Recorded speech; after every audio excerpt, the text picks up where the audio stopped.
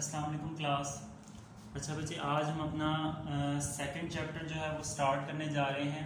ठीक है जी।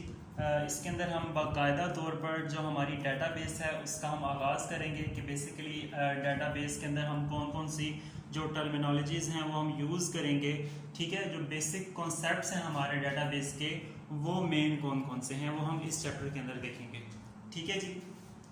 तो सबसे पहले हमारे पास अगर हम बात करें तो हमारे पास आ जाते हैं जी रिकॉर्ड्स एंड फाइल्स, कि बेसिकली आपके पास जो पहला सिस्टम था, जो हमारे पास हमारा ट्रेडिशनल फाइल अप्रोच सिस्टम था, उसके अंदर जो रिकॉर्ड्स और फाइल्स थे उसमें डाटा किस तरह से मैनेज किया जाता था।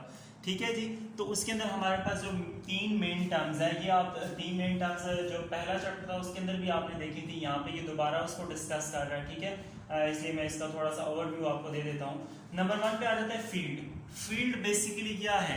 फील्ड आपके पास क्या है, आपकी बुक में लिखा हुआ है अ सेट ऑफ वन और more related character is called field. Related character यानी किसी एंटिटी के बारे में कोई एक रिलेटेड बात, जैसे कि फॉर एग्जांपल एंटिटी बेसिकली क्या है, वो मतलब वो इंसान या वो चीज़ जिसके बारे में आप रिकॉर्ड कलेक्ट कर रहे हैं, जिसके बारे में आप डाटाबेस बना रहे हैं। ठीक है जी। फॉर एग्जांपल अगर हम एक एम्प्लॉय की बात करें तो एम्प्लॉय क्या है, एंटिटी है। आगे जाके इसको आप डिटेल से देखेंगे कि इसको एंटिटी किसको कहते हैं और आगे मजीद जो रिलेशनशिप्स होते हैं।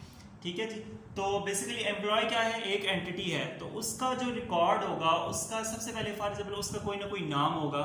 ठीक है, उसका कोई ना कोई सैलरी पैकेज होगा, उससे रिलेटेड उसका कोई ना कोई एड्रेस होगा, फ़ोन नंबर होगा। ठीक है, तो ये सारी क्या है उसकी फील्ड्स हैं। ये आपकी बुक में भी इसी तरह से लिखा हुआ है, all field names must be unique and meaningful.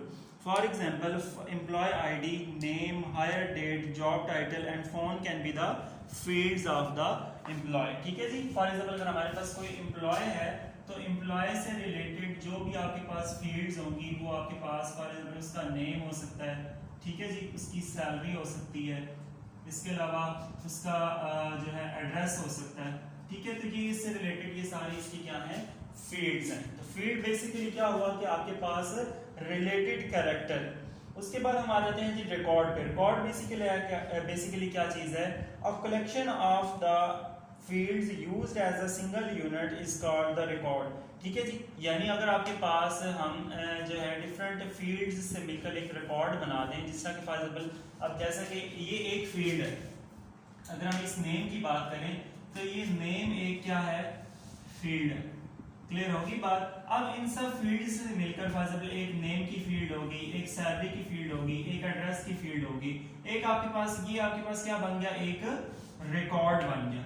ये बेसिकली आपके पास क्या बन गया, एक रिकॉर्ड बन गया। इस रिकॉर्ड में आपके पास सबसे पहले डिफरेंट नेम्स आ जाएंगे, जैसे कि फॉर एग्जांपल कौन कौन से आपके एम्प्लॉयज हैं उनके नेम्स आ गए, उनकी सैलरी कितनी है, उनका एड्रेस कितना है। फॉर एग्जांपल जैसे कि अगर मैं इसके अंदर लिखूं तो अली अगर फॉर एग्जांपल एक एम्प्लॉय है, ठीक है, एक असद एम्प्लॉय है। क्लियर होगी बात। इनकी कोई ना कोई फॉर एग्जांपल इसकी 50,000 सैलरी है, इसकी 30,000 सैलरी है। ठीक है जी। ये फॉर एग्जांपल जो है खुशाब में रह रहा है, ठीक है, और ये फॉर एग्जांपल जैसे कि जोराबाद से है। ठीक है जी, ये एग्जांपल है, मतलब ये हमारे पास क्या बन गया, एक रिकॉर्ड बन गया। यानी ये अली का रिकॉर्ड है, ये वाला जो रिकॉर्ड है ये कंप्लीट एक अली का रिकॉर्ड हमारे पास आ गया। ठीक है, इसी तरह अगर हम असद के रिकॉर्ड की बात करें तो ये हमारे पास किसका रिकॉर्ड आ गया, असद का रिकॉर्ड आ गया। क्लियर होगी बात कि किस तरह आपसे फील्ड्स से मिलकर जो है एक रिकॉर्ड बन रहा है। उसके बाद हम बात करेंगे फाइल की। A file is the collection of related records used as a single unit is called file. A file is also known as the data set. यानी अगर आपके पास जैसे कि डिफरेंट एम्प्लॉयज हैं, उन डिफरेंट एम्प्लॉयज का रिकॉर्ड है। ठीक है, इसके अलावा और भी मतलब डिफरेंट जो है, मतलब एक फॉर एग्जांपल अगर हम एक ब्रांच की बात कर रहे हैं या एक कंपनी की बात कर रहे हैं, उस कंपनी के अंदर जितने भी आपके पास डिफरेंट रिकॉर्ड्स हैं, उन रिकॉर्ड्स से मिलकर आपके पास क्या बन जाएगी, एक फाइल बन जाएगी। ये नीचे से एक एग्जांपल भी दिया है, an example of the file employees with different records is as follows. अब इसमें देखें फॉर एग्जांपल जैसे कि एक ऊपर एम्प्लॉय है उसका रिकॉर्ड है, फिर दूसरे एम्प्लॉय का, फिर तीसरे एम्प्लॉय का। ठीक है, तो इन डिफरेंट रिकॉर्ड्स से मिलकर आपके पास क्या बन रही है, एक फाइल बन रही है। क्लियर होगी बात। तो इस तरह से आपके पास ये तीन मेन टर्म्स जो हैं वो इसके अंदर बताई गई हैं। पेज नंबर 28 के ऊपर ये IT सीरीज की बुक से ही मैं आपको पढ़ा रहा होता हूँ, तो कोशिश किया करें कि जब आप लेक्चर ले रहे हो बुक आपके सामने हो। पेज नंबर 28 पे the records of the above file are stored on the hard disk in the machine language as combination of the 0 and 1, यानी जितना भी रिकॉर्ड्स है ये मशीन के अंदर सेव हो रहा है, ठीक है। And each field of the record occupies memory space, this memory space is allocated at the time of record definition, ठीक है। जब आपके पास यानी जब आप इसको डिफाइन करेंगे, यानी जब आप एक नया कॉलम बनाएंगे उसी टाइम उसको मेमोरी के अंदर एक खास स्पेस जो है वो मिल जाएगी। तो ये तीन मेन टर्म्स थी।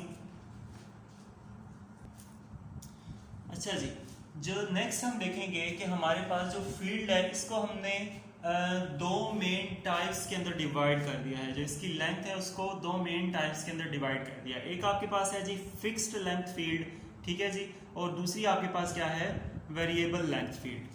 क्लियर हो गई बात। अब जैसे कि नाम से ही पता चल रहा है फिक्स्ड लेंथ फील्ड, यानी हमने जो लेंथ है फील्ड की वो क्या कर दी है, फिक्स कर दिया है। फील्ड आप पीछे पढ़ के आ चुके हैं कि फील्ड बेसिकली क्या है, आपके पास एक जो है कैरेक्टर है, यानी रिलेटेड कैरेक्टर है। जैसे कि फॉर एग्जांपल अगर नेम की एक फील्ड की बात करें तो जो ये हमारे पास एक नेम है, फॉर एग्जांपल ये हमारे पास एक फील्ड है, ठीक है, नेम की हमारे पास फील्ड है, ठीक है जी। अब फिक्स्ड लेंथ के अंदर क्या है, हमने मतलब ये चीज स्पेसिफिक कर देनी है कि ये नेम जो है ज्यादा से ज्यादा इतने कैरेक्टर्स का हो सकता है। फॉर एग्जांपल हमने लिख दिया कि ये नेम जो है हमारे पास 10 कैरेक्टर्स का हो सकता है, ठीक है। ये हमने फील्ड में उसको जो उसकी लेंथ है हमने पहले ही बता दी, ठीक है जी। तो ये हमारे पास फिक्स्ड लेंथ फील्ड होगी। क्लियर हो गई बात। अब फॉर एग्जांपल हो सकता है कि जो आपका नेम है, फॉर एग्जांपल अगर 10 है तो इसमें हम यहाँ पे अगर इसका बनाएं तो 10 हम बॉक्स बना लेते हैं, 1 2 3 4 5 6 7, ठीक है, 1 2 3 4 5 6 7 8 9 and 10, ठीक है जी। अब ये 10 हमने बना लिया। फर्स्ट अगर अब नेम आ गया है अली, अब हमने तो साइज जो है वो 10 रखा हुआ है, ये बाकी का सारा क्या गया, ये हमारे पास वेस्ट गया, ठीक है। अब ये हमारे पास वेस्ट जाएगा, मतलब हमारे पास जब लेंथ जो है वो पहले ही फिक्स कर दी गई है। अब फॉर एग्जांपल अली अगर आएगा तो ये बाकी का सारा वेस्ट जाएगा। अगर इसी तरह का फॉर एग्जांपल कोई और नेम आ जाता है, फॉर एग्जांपल मैं इसमें शाहवेज लिखता हूँ, शाहवेज। अब आपके पास जो ये लास्ट वाले दो हैं ये फिर भी जो है वो जाएंगे। अगर फॉर एग्जांपल इसके साथ सर नेम भी हम लगाएं, फॉर एग्जांपल शाहवेज अली पूरा नाम आ जाता है तो ए फिर आगे इसकी स्पेस नहीं बचेगी, ठीक है जी। तो बेसिकली ये क्या होगा कि आपके पास यहाँ पे जो लेंथ है वो क्या कर दी गई है, फिक्स कर दी गई है। अगर ज्यादा है अगर उससे ज्यादा लेंथ होगी तो आपके पास तब भी इशू हो सकता है, अगर कम लेंथ होगी तो फिर भी आपकी जो वेस्ट होगी, आपकी जो मेमोरी होगी, ठीक है जी। तो ये फिक्स लेंथ इशू में ये इशू आ रहा था फिक्स लेंथ फील्ड में। क्लियर होगी बात। उसके बाद हम बात करते हैं वेरिएबल लेंथ फील्ड। जैसे कि नाम से पता चल रहा है, अब इसके अंदर बेसिकली क्या है, इसमें ये नहीं है कि आपके पास एक स्पेसिफिक साइज हमने जो है वो प्रॉपर उसका रखा हुआ होगा। इसमें ये होगा कि मतलब जो भी हम इसके अंदर इसकी फील्ड रखेंगे उसके साइज के हिसाब से जो आपकी लेंथ है वो क्या हो जाएगी, एक्सटेंड हो जाएगी।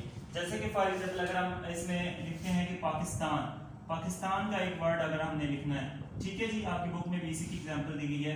तो इसके लिए क्या होगा, जितने पाकिस्तान के डिजिट्स हैं उसके हिसाब से आपके पास जो है वो अल्फाबेट्स के हिसाब से इसके अंदर स्पेस जो है वो बन जाएगी।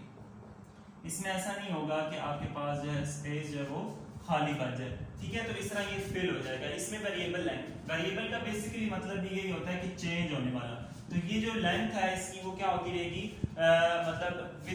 मतलब उसके हिसाब से वर्ड के हिसाब से क्या हो जाएगी, लेंथ जो है वो क्या होती रहेगी, चेंज होती रहेगी। और इसमें आपके पास जो स्पेस है वो भी वेस्ट नहीं होगी।